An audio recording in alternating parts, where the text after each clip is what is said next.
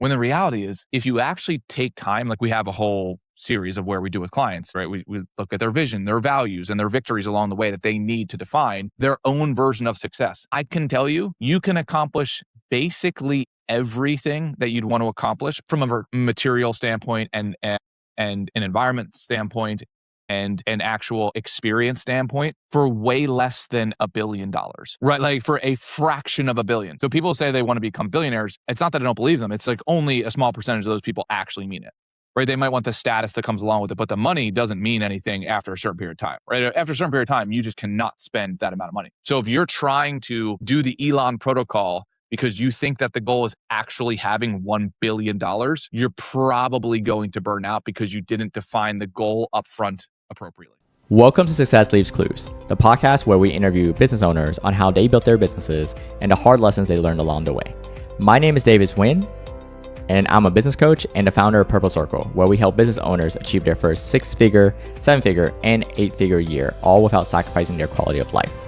Before becoming a business coach and before founding Purple Circle, I started and scaled several 7- and 8-figure coaching businesses, and have been a consultant at several businesses doing over $100 million each, including some that are publicly listed and doing over $1 billion each. In every episode of the podcast, you're going to learn lessons that took our guests years to learn, and you'll be able to learn that in minutes. No matter if you're a new business owner or an established business owner, every episode is going to give you the clues in order to elevate your business.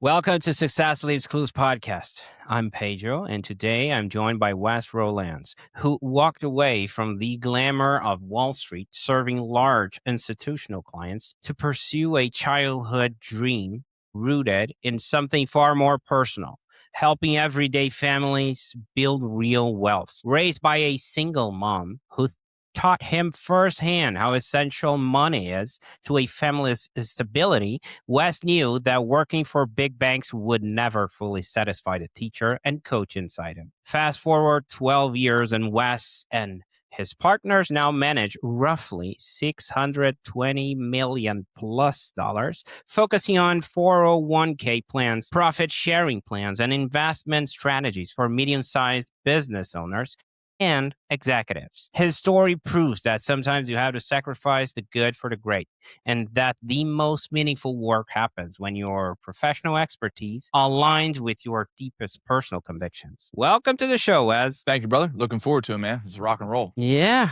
great to have you. I'm excited to have you, right? And from the first day we met, and Wes, I'm kind of a comic book nerd myself, love the first edition. So back to the origin story. Let's rewind a bit, because every coach has that moment where they look at their life and say, yeah, I guess this is what I'm doing now, right? So when was that for you? When I originally decided to coach, is that the question? I would say even sometimes it's when they're kids, sometimes it's an aha moment, sometimes it's something natural that people keep asking for advice, and someone eventually realizes, a coach, hey, I guess this is something I'm doing now. Yeah. You know what? Yeah, so I think the catalyst for me, I know the catalyst for me was when I was 11 years old and my mother and I were getting evicted from our apartment, and, lights turned off, water turned off, et cetera, and just realized that the family needed help financially. And I know that money doesn't create happiness, but I definitely know that not having money is the recipe for unhappiness. So I set out on a mission from literally that time period onward, where I just decided I've got to solve our family's money problems. And then eventually that just evolved into, oh, well, I can help other people solve their money problems. Then I got to Wall Street and I was helping institutions solve their money problems. And then there was just, an inner calling. I know that sounds cheesy, but an inner calling to say, well, you got into this to solve your family's money problems. Why don't you help other families, not institutions, solve their money problems? And then the writing was on the wall for me. I said, I'm going to do it. And then that was roughly 15 years ago. And here I am. And it was a leap of faith. And I had a lot of help along the way, a lot of mentors, a lot of good luck and fortune. And we now manage over $600 million. The companies are doing phenomenal, and we want to keep on spreading the gospel of wealth.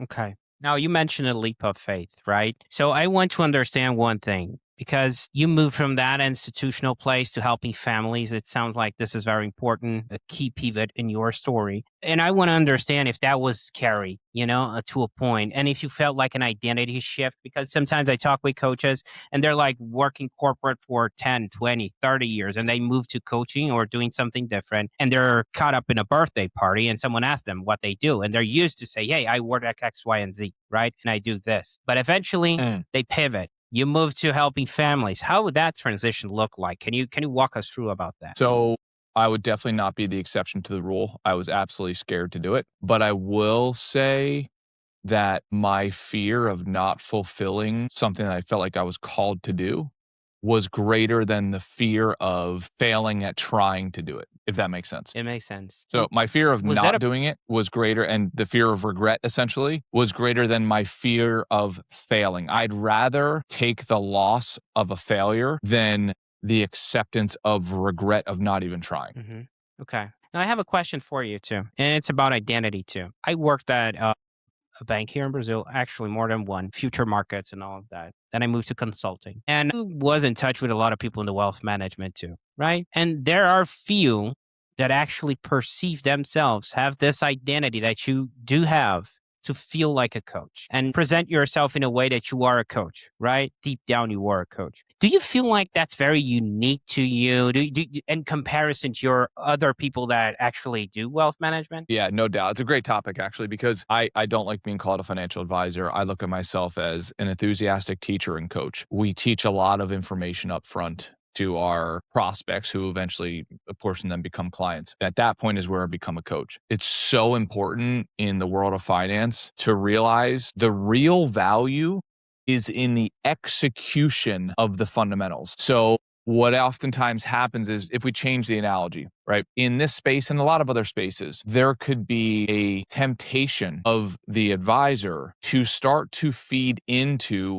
the fears and hesitations of the clients to the degree that they start to change the plan to sort of retrospectively fit what the client says they want. And this might sound appropriate, but it's not. It's, hey, that might be what you want, but what you need is this. So as an example, let's say you're a fitness coach and somebody's 300 pounds overweight and they come into your gym and they say, hey, let me tell you, I'm not comfortable with using all that equipment over there.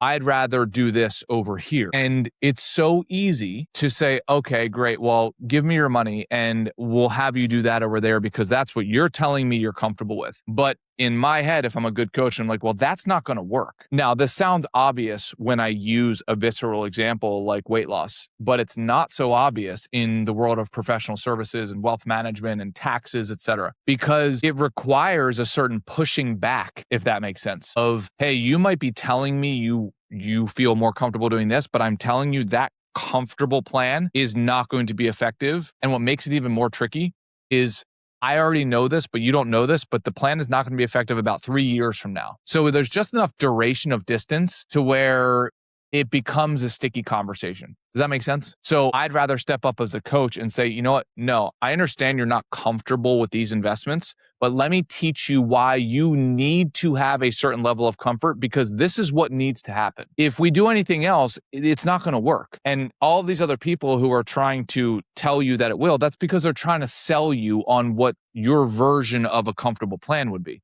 But we're not going to do that. So either we're not going to work together or you're going to do the plan that I know is going to work for you. And what we find is our clients appreciate that because they want to be in good hands. Somebody who has strong hands, who's like, I need somebody to lead this area of my life. I don't need a yes man in this area because the stakes are so high that if this leader gets it wrong, that I'm going to be paying the price in the future. So that's a big responsibility for me, one that I'm very honored for myself and our team to take on. And I take it very seriously. Interesting. I have a follow-up question because I'm thinking as a potential client, right? And I talk with a lot of people still in that market. And I perceive sometimes that they're willing to join something done it for them instead of done it with them because sometimes they don't know about how that looks like. They're not the experts. And what it looks like from what you're telling me, there's an education piece, right? You're trying to teach them during the course. But what if I just said, dude, I don't care about this, just do the thing. Because I've seen some people joining, like hiring financial planners, and they don't care about it. Just they want to throw the money there and forget. You know what I mean? Yeah, those people are not for us. So it's I done think it that's with another them. important thing for coaches to realize, like, and business owners to realize. The whole world is not gonna be your client. So the championship is won in the draft, as they say. It should be a two-way interview.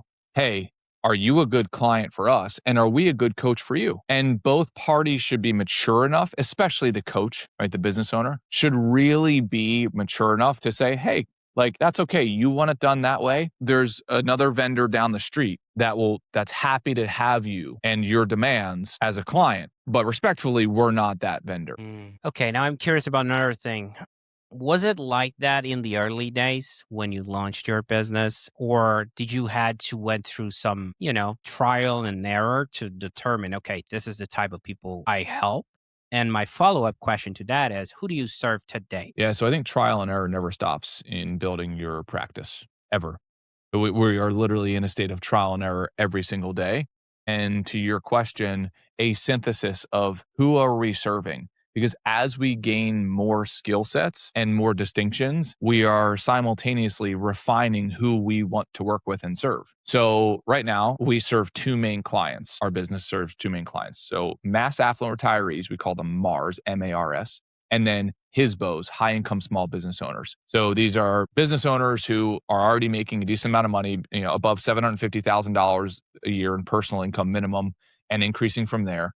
And they want help building their personal wealth via real estate, public companies, and their private business. So we help them build their personal balance sheets through those long-term assets. Okay. Now I want to shift gears for a second, but still in the same topic. How would I pretend I'm one of them, right? The Mars or the Hezbollah, however you want to call me. How would I be able to find you in the first place, marketing wise, right? You can give me the two avenues if they're different. Yeah, so the majority of our clients come in through one of two channels, either word of mouth. So we get a lot of referrals, and then we do educational seminars. So if you were to receive and it's invite only. So if you were to receive an invitation to one of those seminars, it's a 6-hour seminar and there's no sales pitch. And then there's follow-up 2 meetings. And if it makes sense for us to work together on both sides, then that's how we acquire clients. Interesting. Okay. Same exercise. Okay. Let's pretend I was referred to work with you, either one of those lanes you mentioned, right? And, or went to one of your educational seminars. That resonated with me. Seems like we're going to work together. Let's speed up a little bit on the sales process. Okay. I want you to, if you can, please walk me through how does it look like to work with you guys and what are the potential outcomes I can expect out of it? So one thing that you said, it might be an important distinction. We do not speed through our sales process ever. I think it's important for a lot of coaches and business owners to hear that because sometimes there are steps that are skipped because your brain thinks like, oh, I don't have to do this. This person's already sold. No. Again, it's a two-way interview. We need to go through a period of osmosis where we're trying to get to see if it's a good fit for us and vice versa. Similarly, when we cut the sales process because we feel like, it's a good fit, but then we uncover 3 weeks down the road, oh, there's an issue.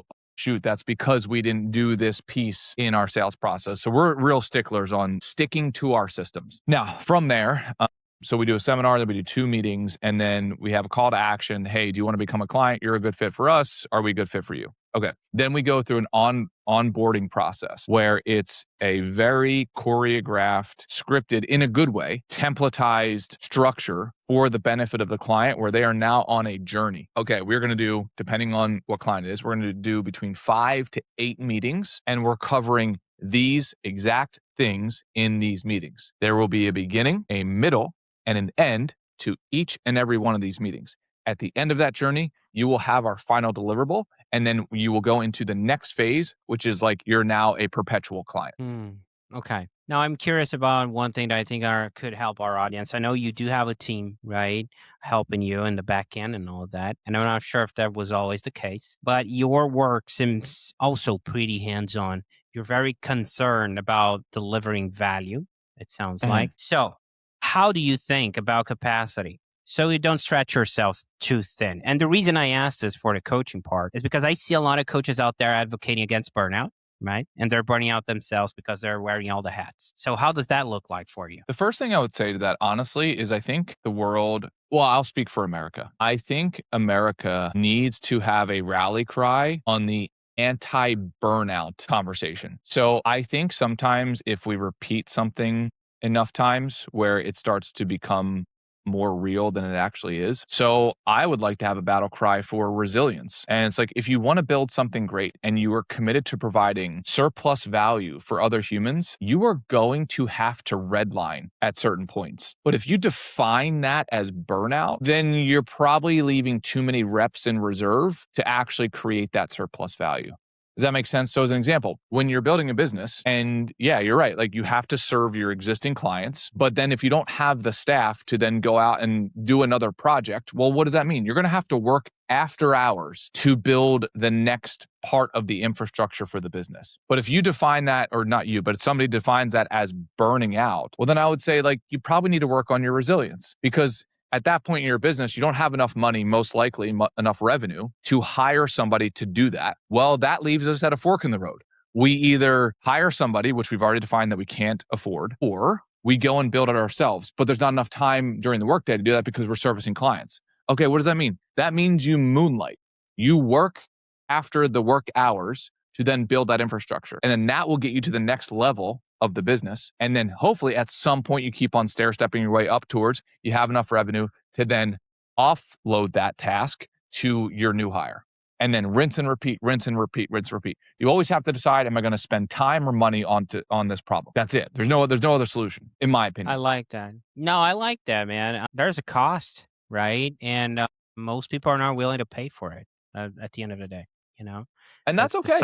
Yeah, it's okay. You just got to accept it, or choose another way of doing things, or even get a job again. You know, you never know, but you cannot accept the fact that or complain you didn't put in enough work or effort or whatever, or maybe the project was doomed from the start. You never know, right? But it's an interesting perspective because I kind of follow that a little bit based on my dad, who was scraping toilets here in Brazil, you know? So, and he turned out to be a vice president of a bank here too. So that type of stuff puts things into perspective. So my skin is a little bit thick when someone talks about burnout. I'm like, we'll see about that. Right? Yeah, I mean, taking it as assumed of like, oh yeah, that's fair, that's valid. This is also where I think we have to be careful on how much therapy culture we bring into business culture.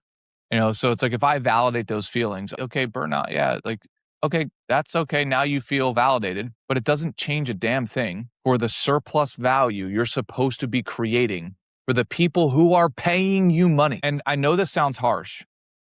Mm-hmm. So I only want this to land on the ears of people who would take this in the right way. Your feelings do not matter to paying customers. They don't.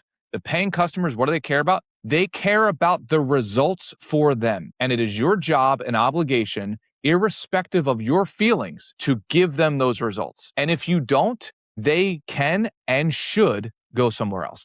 Interesting. Okay. You know, that kind of hits home in a way, especially when we were talking about burnout, right? To me, burnout personally, it's whenever I don't see light at the end of the tunnel. So if I have a project that I know the outcome it's happening, right? Because I set up the plan, I'm doing the thing. Burnout to me is like, I'm doing it, but there's no future, you know? So that really bums me out. And the other thing you mentioned, I think it's very interesting. It's like we had our retreat a while ago, right? And I have 2 boys, 3 and 7. And I was thinking, am I stressing about going to like a week or 2 weeks away? Not really. Because I'm building something. Coming back to the light at the end of the tunnel, I'm building something not just for me, right? I'm building a legacy for my boys too, because it's all about creating a future for them. So I think I see. I'm not sure if you agree with that, but I see a lot of people trying to find out a balance, but not willing to sacrifice a bit to get to that place. You know what I mean? I think it's so important to define exactly what you want and keep on refining that. So in the wealth management space, I give clients a framework to work through, which is this. Do you want middle class, upper class, or ultra class? So important to define that. And you probably intuitively know what that means for you. It's not to the decimal, but it's at least directionally correct. Now, there's no right or wrong answer. However, There is congruent or not congruent, aligned or not aligned with that desire. So if somebody says, well, I want ultra class, but I want to be a W-2 employee that goes into work 9 to 5 and has holidays and weekends off, I can tell you right now, there is a misalignment between the goal and the protocol that you're doing to get to that goal. And that's okay. What's not okay is pretending that that's going to work. So what we have is a very real conversation with clients of okay, well, something's got to give. You either have to change the goal or you have to change the plan. What do you want to do? And I think that oftentimes is freeing for people because to your point, if you are trying to obtain ultra class levels of wealth and you're doing it through a wrong mechanism, you will eventually get burned out because you're going down roads that literally just don't produce that result. Now, often what I notice though is when somebody, it's actually the opposite, which is kind of interesting to me. A lot of people will follow the plan that they heard online or something like this. And again, fitness is a perfect example of this. How many times do we see the person who is 75 pounds overweight and really they'd be actually happy with just looking like, let's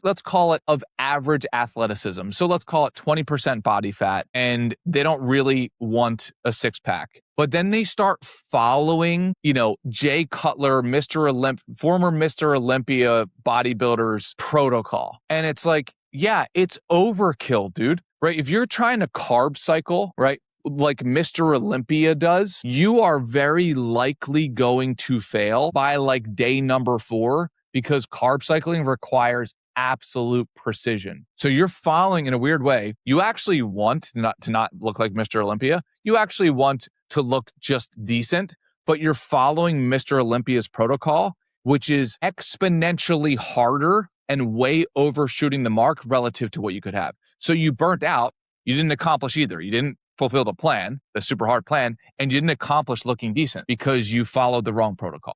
It's so interesting. It's the environment you set yourself up to, right? It's like I was watching a while ago. I was watching a guy who's a billionaire, and he was talking about it, and was in a circle with other billionaires, and he was feeling poor because he was the least successful billionaire. So it's all about the environment you insert yourself to, right? If you're following someone who's first of all, unachievable goal, because the guy is an athlete and also a freak, right? Is a Mr. Olympia, and you're feeling bad because you're not at that stage, and you're trying to replicate that. It's just not going to happen. It's so interesting the way you frame the mechanism, right? It needs to be tied up with a goal, or else we're talking about fiction here. Yeah, and it's no different in business. I mean, how many people read or listen to or hear about an Elon Musk story of him sleeping over at his office for 30 days straight and oh, I should do that. It's well, do you want that? Are you sure you want to be a billionaire? Because what comes on the other side of that is the reciprocal work that it takes to get that. When the reality is, if you actually take time, we have a whole series of where we do with clients, right? We look at their vision, their values, and their victories along the way that they need to define their own version of success. I can tell you, you can accomplish basically everything that you'd want to accomplish from a material standpoint and an environment standpoint and an actual experience standpoint for way less than $1 billion, right? For a fraction of $1 billion. So people say they want to become billionaires. It's not that I don't believe them. It's only a small percentage of those people actually mean it, right? They might want the status that comes along with it, but the money doesn't mean anything after a certain period of time, right? After a certain period of time, you just cannot spend that amount of money. So if you're trying to do the Elon protocol because you think that the goal is actually having $1 billion, you're probably going to burn out because you didn't define the goal up front appropriately. Interesting. Okay. Now I want to ask you another from another topic, which is pricing. Okay. Because I think you can deliver a lot in this one, especially when we were talking about your sales process and you mentioned maybe they're not meant to work with us, So there's that. And there are a lot of coaches out there. As you already established that in your origin story, they're struggling to pay their bills, right? And sometimes it comes up with that scarcity mindset, of I should close this client, even if I'm not sure if I can help him, because bills are knocking on the door and all of that. And coaching sure is a self-worth path. Sometimes you're trading dollars for time and all that. So how do you think about it today?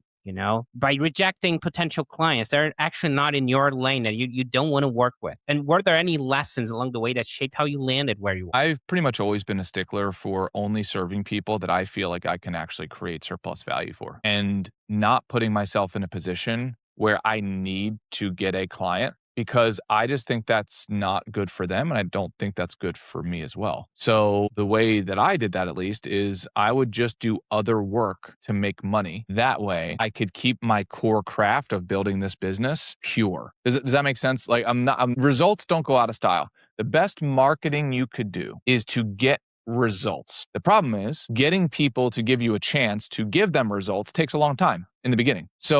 But I never want to sacrifice that. So if you're asking me, hey, should you take an alternative path where you take on a client who you know is not going to get the results because it requires work on both sides, but just because they're willing to write a check, I never have and never will do that. Because I know on the tail end of that is going to be a lack of results. And that's not okay with me, for them and for our business. So the way that I would do this is I would moonlight in other things, right? I would do side projects. I would, do whatever anybody would pay me for. Plus I kept my expenses crazy low for many years, like many years. Dude, literally, this is an actual story. To keep my expenses low, I would go to Sprouts, a grocery store, and I would buy chicken when it was on sale 1 time per month.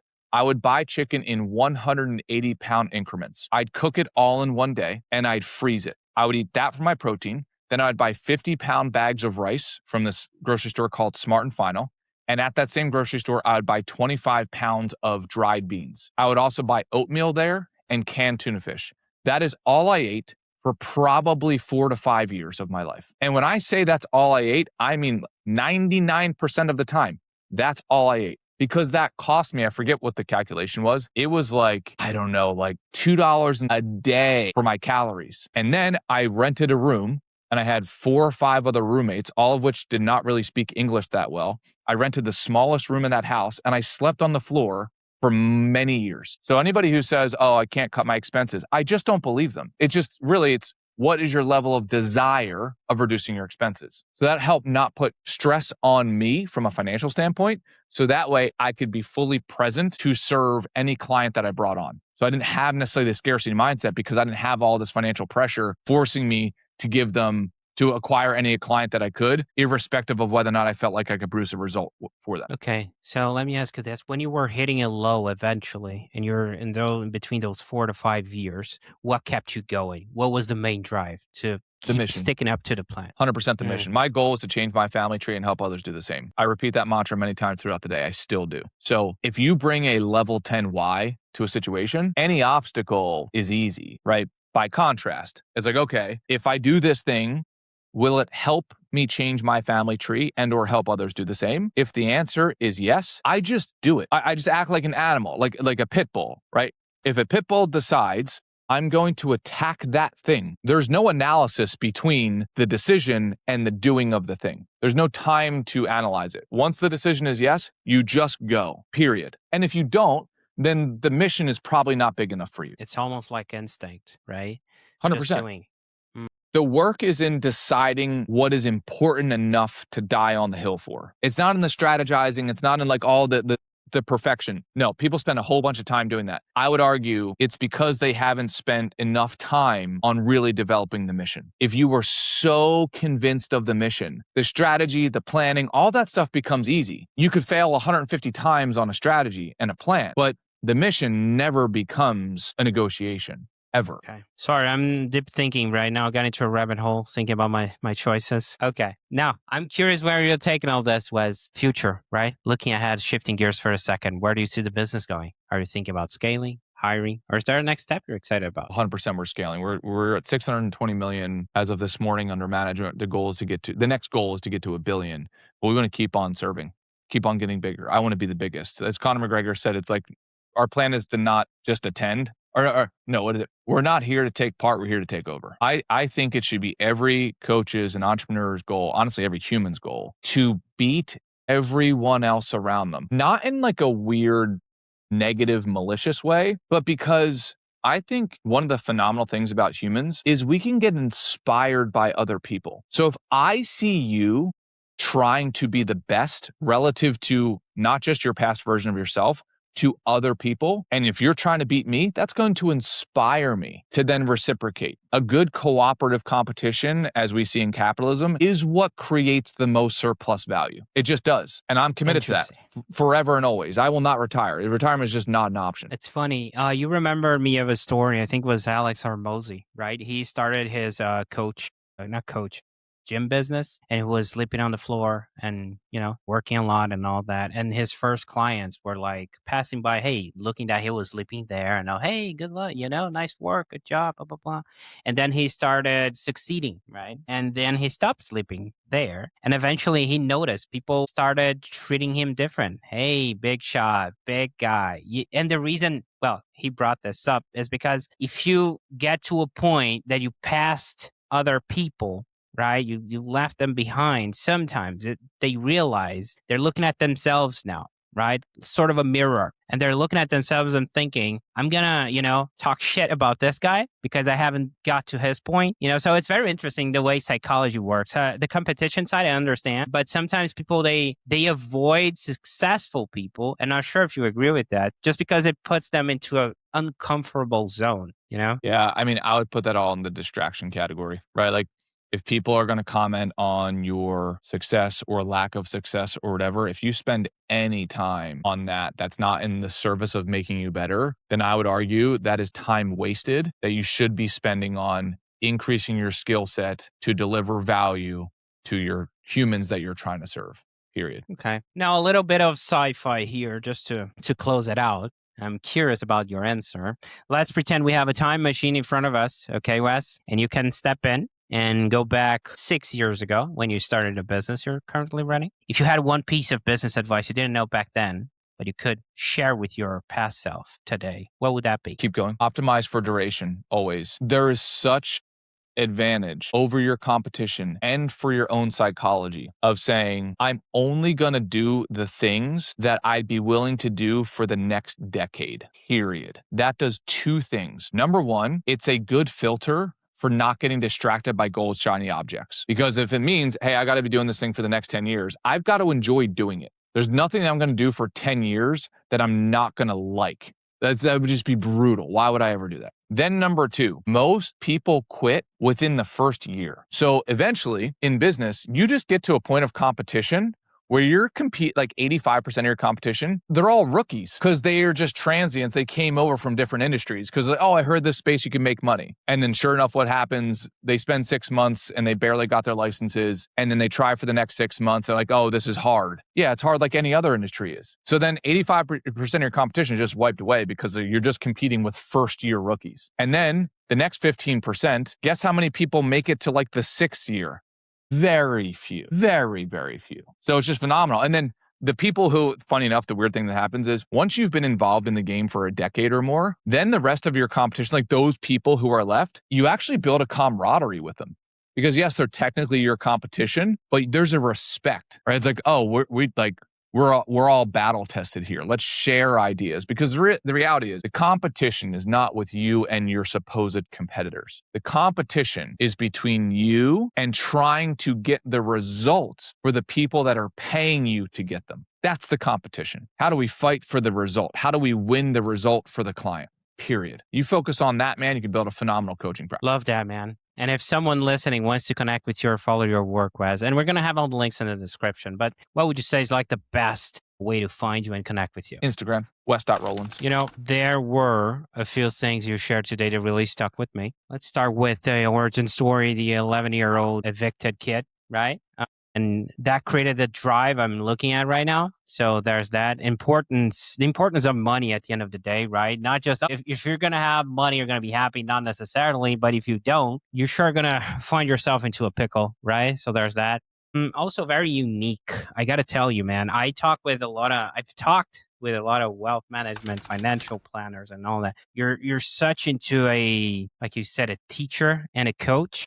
Not necessarily just someone who's pushing a process about the outcome X, Y, and Z percentage, but it's like educating people to understand first if their goals are aligned with what they're doing, the mechanism you mentioned. So important reminder too. So when you stopped me at the sales process, right? I was like, let's speed up this sales process. There's alignment. You're like, hey, hold on a minute, right? Because that's very important. And kudos to you for holding me a little bit and explaining the sales process, because it requires not just alignment, right? It requires to be a good fit, because it's not just them interviewing you, it's the other way around too. You got to make sure you're going to deliver value, right? So there's that. And last but not least, I would say is when you're in your tough moments, everyone goes through them. You ask yourself, will it help me change my family tree and others to do the same? And can I deliver value to them? Very important to go back to the true intention of why we're doing things, right? And I eventually at 40 right now, realize a lot of people have surface level answers to